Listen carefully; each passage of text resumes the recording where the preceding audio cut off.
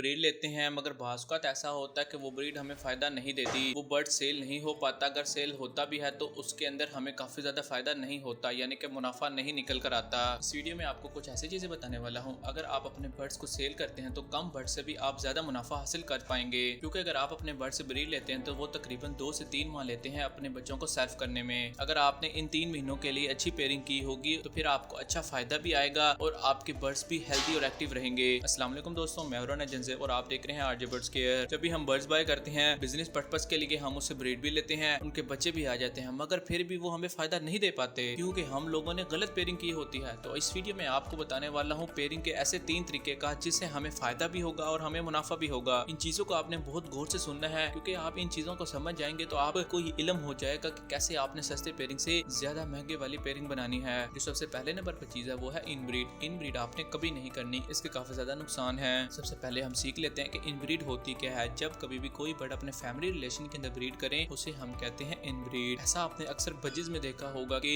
जब birds breed करते हैं तो आप उन बच्चों को उसी केज में रख देते हैं। जब पेयरिंग होती है तो हमें मालूम नहीं होता कि इसके अंदर पेयर कौन सा है, यानी कि बच्चा कौन सा है। वो अपने बहन भाइयों के साथ ही पेड़ लगा लेता है, जिसको हम कहते हैं इनब्रीड। इससे आपको काफी ज्यादा नुकसान होता है। अगर आपको मालूम नहीं होगा कि इनब्रीड से कैसे नुकसान हो सकता है तो फिर आपको कोई फायदा नहीं है बर्ड्स रखने का। इनब्रीड करने से आपकी बर्ड्स के अंदर जेनेटिक प्रॉब्लम आ जाती है। जब भी जेनेटिक प्रॉब्लम आएंगी फिर आपके बर्ड्स अगर ब्रीड करेंगे तो वो बच्चे सेल करने के काबिल नहीं होंगे, उनके पर नहीं होंगे, वो गंजे बच्चे होंगे, उनकी ब्लड लाइन काफी हद तक कमजोर होती है। और कभी भी थोड़ी सी गर्मी या सर्दी बढ़ेगी तो उनके अंदर प्रॉब्लम होने की वजह से उनको ये गर्मी सर्दी ज्यादा असर करेगी और वो मर जाएंगे। इसका सबसे बड़ा नुकसान ये होता है कि शेड के अंदर ही इनब्रीड हो पाती है, जिससे हमें मालूम नहीं होता कि शेड के अंदर इतने बर्ड्स में से कौन किसके फैमिली रिलेशन से है, और इस तरह हमारा पूरा का पूरा शेड इनब्रीड की वजह से बर्बाद हो जाता है। दूसरे नंबर पर आता है आउटब्रीड, जो कि बहुत बेहतरीन होती है। आउटब्रीड में क्या होता है कि हमारे घर का मेल होता है और किसी दूसरे घर की फीमेल होती है, यानी कि बाहर से आप बाय करके फीमेल लाएं, या फिर हमारे घर की फीमेल होगी किसी दूसरी रिलेशन से हमारे पास मेल होता है, या फिर हमारे घर से ही दूसरे कमरे में पेड़ रखा हुआ है, एक आपने किसी दूसरे कमरे में पेड़ रखा हुआ है, और जब उनके बच्चे आते हैं तो उन बच्चों के आपस में जब आप पेड़ लगाते हैं तो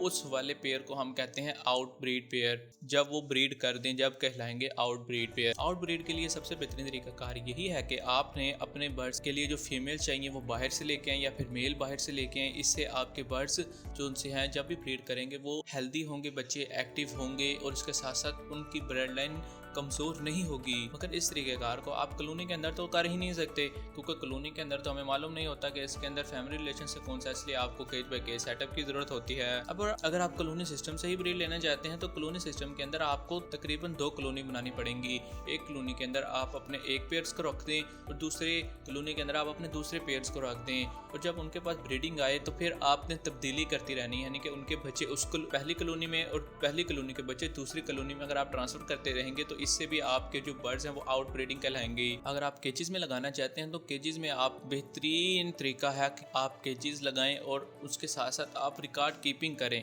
अब रिकॉर्ड कीपिंग क्या है, आपको मालूम होना चाहिए कि आपने जिस बर्ड से ब्रीड लेनी है वो किस, उसकी एवरेज क्या है, उसने कितने अंडे ले किए हैं। इसके साथ साथ जब उनके बच्चे निकले हैं तो उन बच्चों के पेरेंट्स कौन से हैं, यानी कि जब आप उन बच्चों को आके किसी के साथ पेड़ लगाएं तो फिर आपको बिल्कुल भी घबराहट ना हो कि फैमिली रिलेशन की, यानी कि आपने एक बार रिकॉर्ड कीपिंग की उसके बाद आपको मुकम्मल इल्म होगा कि कैसे मैंने अपने जो बर्ड्स हैं इनको किसी डिफरेंट फैमिली के अंदर रिलेट करवाना है, पेयर करवानी है। ये तो हो गया दूसरा तरीकेकार। इन 2 तरीकों से आपके बर्ड्स की जो ब्लड लाइन है वो काफ़ी हद तक मजबूत हो जाएगी और इसके साथ साथ उसके अंदर किसी भी तरह का जेनेटिक प्रॉब्लम नहीं आएगा। पहली थी हमारे पास इनब्रीड, दूसरी थी हमारे पास आउटब्रीड, और तीसरी अब हम बात करने वाले हैं क्रॉस ब्रीड के बारे में। क्रॉस ब्रीड क्या होती है और कैसे हमने इसको समझना है। मिसाल के तौर पर आपके पास एक बर्ड है ग्रीन ओपलाइन। अगर आप इस ग्रीन ओपलाइन से सफ़ेद कलर के बच्चे लेना चाहते हैं तो फिर आपने इसकी बॉन्डिंग, इसकी पेयरिंग किसी ऐसे बर्ड से करनी है जो कि सफ़ेद कलर का हो या एल्बाइनो हो या फिर किसी ऐसी फैमिली से हो जो मुकम्मल तौर पर वाइट हो। यानी ग्रीन कलर का बर्ड आपने वाइट कलर के बर्ड के साथ लगाना है। जब इनके बच्चे आ जाएंगे वो मुकम्मल तौर पर ग्रीन कलर के ही होंगे अगर आपने मेल रखा होगा। मगर वो स्प्लिट होंगे और इससे आने वाली जो नेक्स्ट ब्रीड होगी उसके अंदर काफी हद तक चांसेस होते हैं कि उनके जो बच्चे हैं वो तकरीबन व्हाइट कलर के होंगे।